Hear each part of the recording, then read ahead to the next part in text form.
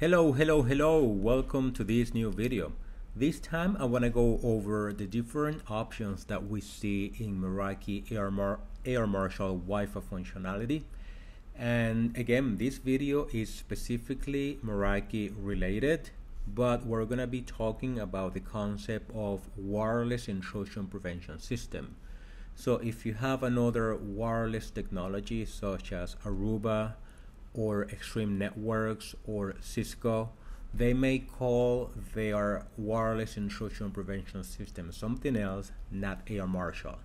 So if you have Meraki, I hope that this video is useful to you. I hope that you like it, and if you find this information useful, all I ask you is for you to click on the like button, subscribe to my channel, and why not leave a nice comment in the comment section. So the big question that you may be asking, or some people ask, is why would anyone enable or implement a wireless intrusion prevention system as AirMashal? So the reason for that is because there are many known attacks that are carried out over the wireless network. And as you can imagine, wireless communication, it is more difficult to contain and to manage than you would if you have a regular Ethernet network. Obviously, the reason for that is because the communication is going to be traveling over the Wi-Fi signals, and it's going to spread out as far as that signal is physically able to travel. So there are many different type of attacks that attackers can conduct to try to compromise the network, and one of them is trying to collect enough Wi-Fi packets to potentially crack the password with brute force or some dictionary attacks. And that's hopefully if you're using WPA2. If you're using WPE, which nobody should use, but I know there are certain circumstances where organizations still use WPE, then it's going to be easier to crack the password. And also, if you want to keep an eye, if you have a large organization, school, or a large building that you don't have eyes everywhere, anyone could potentially set up a rogue access point or a rogue wireless router in your network, and they're going to be broadcasting something without your authorization, and they can also spoof the network and try to do a man-in-the-middle attack where they're going to be collecting information from users. So there are many different type of attacks that are going to try to exploit the Wi-Fi signals. That's why you would need something like AirMashal if you're using Meraki, or if you're using another vendor, something similar to it. Now, one of the great things that AirMashal has is that it is part of your Cisco Meraki license. You don't have to pay extra for that, but the access point needs to be able to support that. So there are some access points like the MR36 and the 42s, and maybe the other newer access points in Meraki, that they do have a dedicated scanning radio for AirMashal.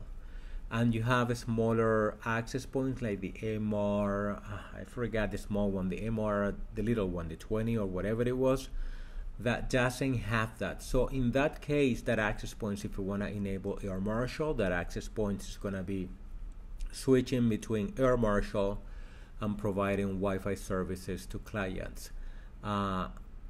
The system is going to be able to accomplish that, but that's not an ideal setup for you because your Wi-Fi is going to suffer performance issues and it's not ideal. So in situations like that, where you have those type of access points that do not have a dedicated antenna or radio to perform wireless intrusion prevention functionalities, then it is a best practice to install a dedicated access points to perform that option. And if you're gonna do that, you also have to do some planning, because in that case you have to strategically place the access points that are going to be providing intrusion prevention system in certain sections of your organization, and when it comes to it, the signal is going to be detected farther away than it would as if you are broadcasting SSIDs from the access points. What I'm trying to say is that you have to do some planning into it. It's not the same design that you would use when you are deploying access points to provide Wi-Fi services. So let me show you what I have here. I have two oversimplified network architectures in here. As you can see, I have computers on both sides. Let me see if I can get my pen. I have right here the client computers. I have the wireless access points that somehow or somewhere connects to the switch, and then the switch is going to connect to the firewall, and the firewall is going to go out to the internet. And again, this is an oversimplified diagram that I'm using here. The reason why I wanted to show you this is because for every company or organization nowadays, they're going to have a similar setup when it comes to Wi-Fi and the infrastructure. We're going to call this, for instance, we're going to call this company A, and we're going to call this company B, and they're going to be physically close to each other. And this is true if you are in a metropolitan area where you have multiple companies even on the same floor of the building, and then you have each floor is going to be a different set of companies, and then you're going to have the Wi-Fi signal from this company A going over to company B, and the same is going to be for the other connections. And again, here we have the same setup. We have the Wi-Fi, we have a switch, we have a firewall, and we're going to go out to the web. So what happens is that in this case, we simply have two companies in close proximity to each other, and this client from company A, most likely they're going to be able to see the SSIDs from company B, right? So we're going to call this SSID B, and we're going to call this SSID A. And the reason for that is because the Wi-Fi signal is going to travel far and it's going to reach the other networks. So it is normal for you for you to see your neighbors' multiple Wi-Fi networks when you try to connect to yours.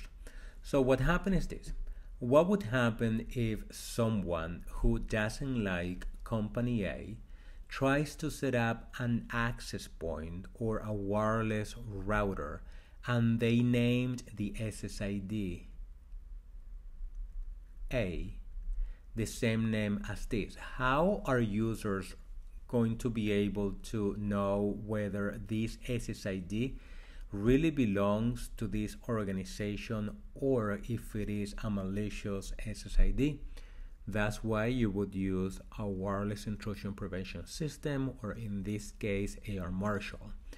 The reason for this is because when it comes to a wireless connection, the client usually connects to the access point that is broadcasting the strongest signal closest to it. So even if this client is only supposed to be connecting to this access point in here, because the malicious access point is broadcasting the same SSID name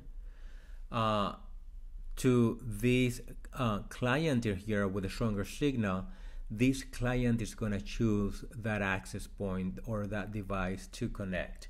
Obviously, in this case, this malicious attacker, they need to have the same type of configuration that is being used here. If you're using WPA2 personal, it's going to be simple. Or if they're using WPA2 with radius, they're going to have to create a more sophisticated type of attack to be successful. So let's go back now to AirMashal to go over the different options that we have here. So the first thing that you have to pay attention is this. Do you want to allow the clients to connect to rogue SSIDs by default, which is this option that we see right here? I would say that at the beginning you want that. Don't block anything. Run this on monitoring mode for some time until you see what's normal, and then you're going to start taking actions on that. But you have the option of blocking clients from connecting to rogue SSIDs. Now let's go back to our diagram here to go over what a rogue SSID is. Now the simple concept of a rogue SSID, and remember the clients right here, they're connecting to the access point, and the access point is physically connected to the switch is physically connected to the firewall, and the firewall is going to provide services to the internet. So back in the days, I remember I used to work in these large organizations. We have multiple buildings and we have network closets in multiple floors. And it was a large environment, and besides being large, it was very dynamic, meaning that people were moving from one place to the other constantly. They were moving desktops and workstations. These were the workstation days, right? So if you know a little bit about networking, you're gonna know that let's say that this laptop is physically connected to the network, not only wirelessly, but it's hard-coded with an Ethernet cable to the network, and that network is gonna run through the walls or ceilings, whatever. It's gonna go to a network closet. It's gonna be terminated in a patch panel, and the patch panel is gonna connect that port to the switch. So what makes it interesting is that our environment was so large that everywhere on the floor we had network ports. But I'm talking about maybe a lot of years ago. So one of the security features that we were implementing to prevent anyone from causing any damage was to not have the ports patched in to the switch, right? So all the ports came to the patch panel, but we didn't patch those ports to the switch. So if anybody physically set up a computer and connected to one of these ports, they were not going to have any network access. So I'm talking about, imagine, like, this is the type of security we used to do back in the days. Yes, back then we also could have implemented MAC filtering and maybe a radius server or one of those network port security features, but we didn't do that, right? We did that later. So a rogue access point, let me remove this for 1 second and let me get that again. Or a rogue SSID is going to be an SSID that somehow is physically connected to your network, right? So it could be, I'm not going to say that, people are going to access your network switch and connect to it directly, because these are usually in secure rooms, but hypothetically speaking, just for this example, let's say that somebody physically connects an access point, or they connect a wireless router to your physical network, and they're going to be broadcasting a new SSID. Remember, this is SSID A. You know what? This is the research department, and they don't like this SSID. They don't like IT for whatever reason, and they decide to create their own network, and they call this SSID research, right? So in this case, if you don't have the proper technology to detect that you have a rogue SSID and a rogue device in your network, you're not going to be able to find that out. As I was explaining to you before, If you have a large environment, let's say a school, hospital, or any distributed type of environment where you have multiple buildings, multiple floors, it's very hard to keep track of each connection. That's why you need to implement the proper technology for that. So if we go back to our, let me go back here. This is where you will see that, right? In my case, I don't have any rogue SSIDs. But if I had one, I will see it right here and it will be identified as rogue. Now, when you see something like that, this is, I believe, something you have to pay attention to right away, because something is out of your control and you don't even know what it is. So that's something that should be a high priority for you if you see a rogue SSID in your environment. So if we stay here, we're going to check the other options. We're going to be able to see, or you can block the SSIDs, right? And then right here, you're going to be able to block, create a white list or a black list, or allow unblocked SSID. Now, let's go over to other SSIDs. And as you can see, in my case, my access point is seeing 188 SSIDs. And it is normal. You may see more, you may see less. What this is telling you is that basically, let's go back to this basic network diagram. What this is telling you is that this access point, and in this case, this access point has AirMashal enabled, right? This access point is going to be able to see, right, the SSIDs that are broadcasting around it. And there's nothing wrong with that, because that's part of the functions of the access points. And this access point, if they're using Meraki, they're going to be able to see the SSIDs that are being broadcasted over the same Wi-Fi network. I mean, Wi-Fi spectrum, I should say. Now, you have to remember the Wi-Fi spectrum is limited. So everybody, this company A, this company B right here, if there's a company C, D, E, F, whatever, everybody's going to be using the same channels. So you're going to be seeing that type of traffic. That information is going to be useful to you.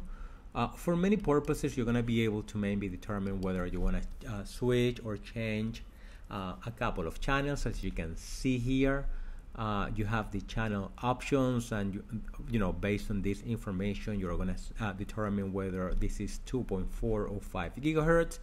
If you don't see the channels column, just click on this range and you're going to see the available columns that you can see there. So that's what other means. Or even if somebody has the hotspot enabled on their phone, that information is going to be displayed right in this screen. So seeing other SSIDs is not necessarily something bad that is happening in your environment.